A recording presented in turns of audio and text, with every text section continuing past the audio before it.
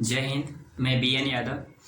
हम आज आपको संस्कृत में अव्यय यानी विचार पद, अव्यय क्या है यानी अव्यय यानी विचार यानी पद, परिभाषा, और ये पाठ 6 है। पाठ 6 है अव्यय। हम इसको पढ़ाने चले। परिभाषा: अव्यय विचार यानी पद जिस शब्दों के रूपों में कोई परिवर्तन किसी भी परिस्थिति घटते या बढ़ते न हो उन्हें अव्यय कहते हैं। दोबारा देख लेते हैं। जिस शब्दों के रूपों में कोई परिवर्तन किसी भी परिस्थिति, यहाँ में कर लीजिए, परिस्थिति में घटते बढ़ते न हो उन्हें अव्यय कहते हैं।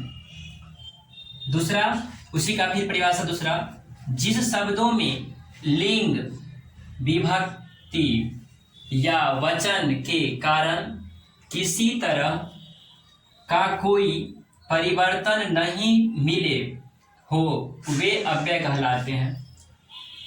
फिर दोबारा देख लेते हैं। जिस शब्दों में लिंग, विभक्ति या वचन के कारण किसी तरह का कोई परिवर्तन नहीं हो वे अव्यय कहलाते हैं। नोट: हिंदी यदि हिंदी व्याकरण के अनुसार संस्कृत विशेष क्रिया विशेषणों का वर्गीकरण किया जाए तो उन्हें निम्न वर्ग होंगे। देखते हैं कौन कौन होंगे। तो सबसे पहले कालवाचक: जिस क्रिया विशेषण से किसी काम यानी क्रिया का होने का बोध कराता हो उसे कालवाचक क्रिया विशेषण कहते हैं। देख लेते हैं फिर। कालवाचक विशेषण: जिस क्रिया विशेषण से किसी काम यानी क्रिया का होने का बोध कराता हो उसे कालवाचक क्रिया विशेषण कहते हैं। जैसे संस्कृत और उसका हिंदी अर्थ, इधर संस्कृत और इसका हिंदी अर्थ है कालवाचक में। कालवाचक में यदा, यदा मतलब होता है जब, संस्कृत में यदा और उसका हिंदी अर्थ जब। तदा, तदा मतलब तब, कदा कब। सदा या सर्वदा, सदा या सर्वदा इसका मतलब हमेशा। आगे संस्कृत और हिंदी अर्थ: इदानीम, इदानीम मतलब इस समय, अधुना अब या आजकल, संप्रति या सांप्रतम, संप्रति या सांप्रतम अब, इन दिनों या आजकल।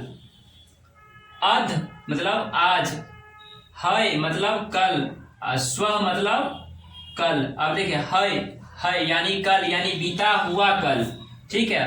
स्व मतलब कल, आने वाला कल। संस्कृत और हिंदी अर्थ: एसम इस साल, एसम एसम इस साल, ठीक है। परुत, परुत पर साल। परारी परियार साल, बहुत पुराना साल। सायं, सायं मतलब संध्या में। प्रातः सुबह में। सिरधम जल्द ही। दिवा दिन में। नक्तम रात्रि में। पश्व परसों यानी आने वाला। वहुधा अक्सर। उसके बाद आगे चिरम या चिरात या चिरैन या चिराय या चिरस्य, इस सब का संस्कृत का हिंदी अर्थ होगा देर से, ठीक है। एकदा, संस्कृत एकदा, हिंदी अर्थ एक दिन। कदाचित कभी, संभवतः शायद, ठीक है। तो संस्कृत और इसका हिंदी अर्थ हो गया। अब हम, ये पाठ 6 था अव्यय, पाठ 6 अव्यय था और खंड क कालवाचक, और आगे हम नेक्स्ट चलेंगे खंड ख में, अव्यय का ही खंड ख में चलेंगे स्थानवाचक। अव्यय का खंड ख चलेंगे स्थानवाचक। और हमने पीछे पढ़ा चुके हैं आप लोग को, क्या क्या पढ़ाए हैं। पार्ट 1 में पढ़ाए हैं हम लट लकार। लट यानी लट लकार। पार्ट 1 में हम पढ़ाए लट लकार, और लट लकार मतलब क्या होता है? लट लकार मतलब होता है वर्तमान काल। क्या होता है? वर्तमान काल। वर्तमान काल मैंने ये पीछे पढ़ा दिया है, और लट पढ़ा दिए हैं। उसके बाद लोट लकार, लोट भी पढ़ा दिए हैं, जिसको हम कहते हैं अनुज्ञा। अनुज्ञा या आज्ञार्थक शब्द यानी आज्ञा देना, मैंने ये भी पढ़ा दिया है। लट हो चुका है, लोट, लंग भी पढ़ा दिए। संस्कृत अनुवाद और नियम के साथ हम पढ़ाए हैं सारे को। लट, लोट और लंग। लट लकार वर्तमान, लोट अनुज्ञा और लंग मतलब भूतकाल। भूतकाल, ठीक है। और लिरिट, लट, लोट, लंग, लिट, और इसको कहते हैं भविष्यत काल। भविष्यत काल, ठीक है, ये पढ़ा चुके हैं। और उसके बाद विधि लिंग भी हो गया है।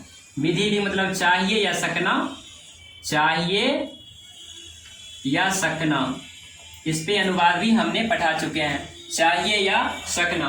तो हम लट देख जाएंगे, लट, लोट, लंग और लिरिट और विधि लिंग सारे पीछे दिया हुआ है आप लोग को वीडियो में, वो सारे वीडियो आप लोग देख जाएंगे और ये सबको करेंगे, ठीक है। तो आप लोग चैनल को लाइक, शेयर और सब्सक्राइब कीजिए, और आगे हम वीडियो जल्द से जल्द लाते रहेंगे। जय हिंद।